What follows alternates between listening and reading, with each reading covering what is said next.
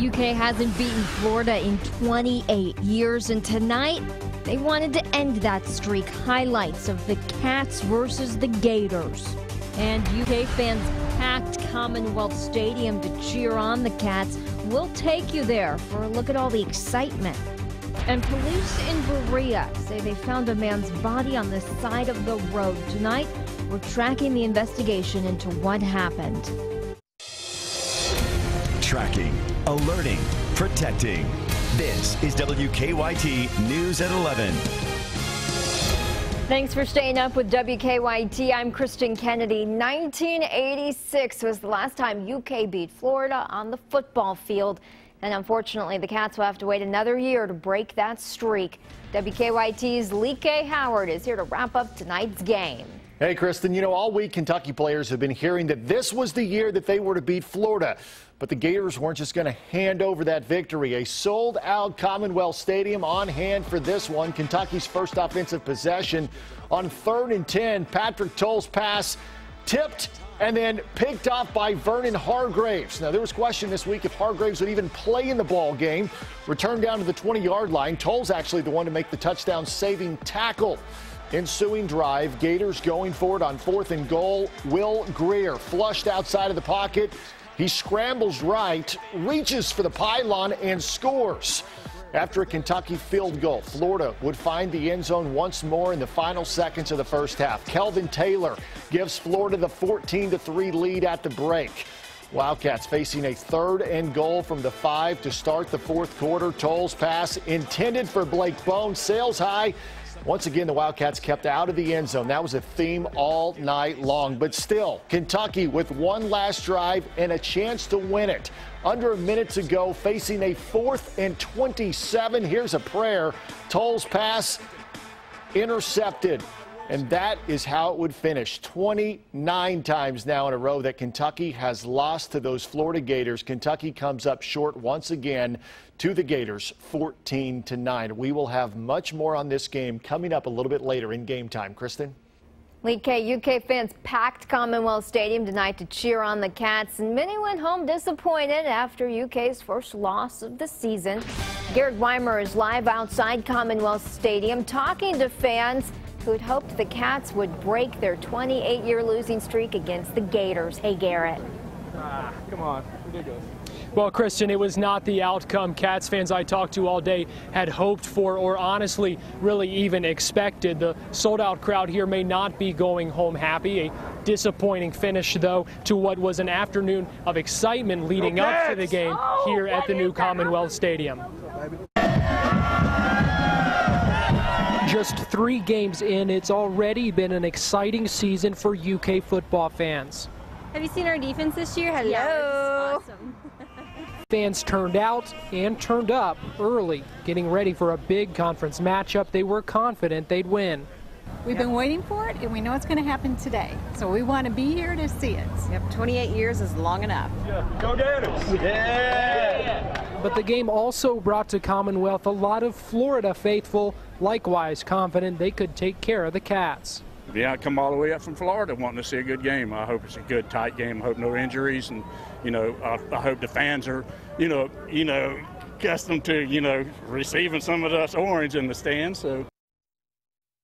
It was not the result Cats fans wanted, but one potentially troublesome outcome was avoided.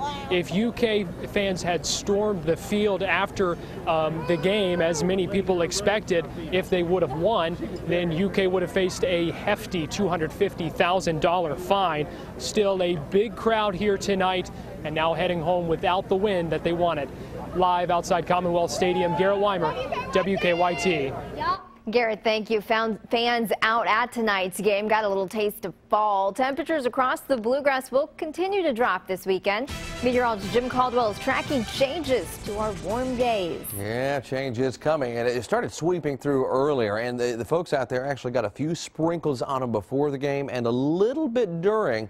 But most of that rain has now moved well to our south as the frontal boundary continues to press all of it out of here. So you're seeing some of the heavier showers showing up to our east and toward our south as well. A couple of areas right now seeing rain. West Liberty into Frenchburg, Paintsville out there in eastern Kentucky.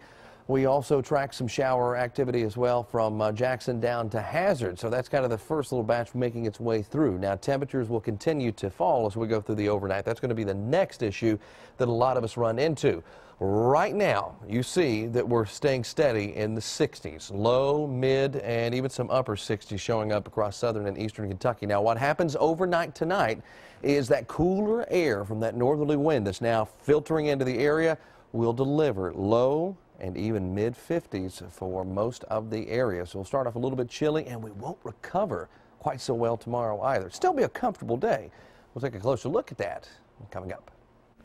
Police in Berea found a man dead on the side of the road overnight. Officers found 71-year-old Billy Croucher at the intersection of Prospect and Forest Streets. Investigators believe a driver hit him. Police are still trying to track down the driver. We know for a fact that this was a hit-and-run collision.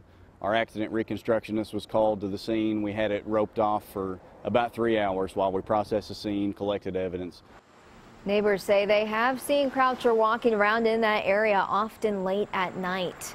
A homeowner is trying to save what's left of his barn after a fire burned it down. Firefighters say the barn on Cranetown Road in Perryville caught fire around 9 last night. Thankfully, no one and no animals were inside at the time.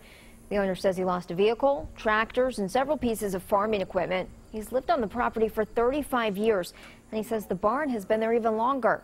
Firefighters are still trying to figure out what started the fire. Crews have now reopened one lane of Interstate 64 West near the Fayette-Scott County line. Around noon today, Lexington police say a car swerved into the path of a semi, causing both to crash. The car went into the median. The semi caught fire. With what we've been able to understand right now, the injuries are minor and not life-threatening. But right now, we're still all in the process of investigating exactly how everything occurred, and of course checking on the conditions of the two drivers.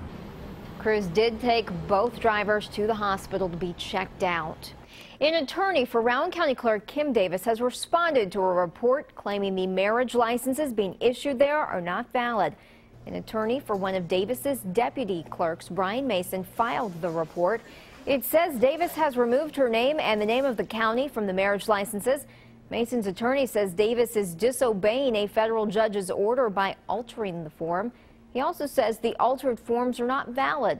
Davis's attorney released a statement saying Kim Davis said Monday that her name and title would not appear on the forms, and later that same day the governor said the forms were valid. And Judge Bunning's order releasing Kim Davis said a form altered by Mason the day after the contempt hearing while Kim was in jail was valid. So there is no new development. State police are trying to figure out what happened to a magistrate in southeastern Kentucky. 51-year-old Ricky Gooden died in the Bell County Jail. He was indicted earlier this week on a charge of solicitation to commit murder and several drug charges. Troopers say the Bell County magistrate was in a jail cell early this morning when he started to have a seizure. Gooden went to the Pineville Community Hospital where we're told he had another seizure and then died. State police do not believe foul play was a factor in Gooden's death. His body is now in Frankfort for an autopsy.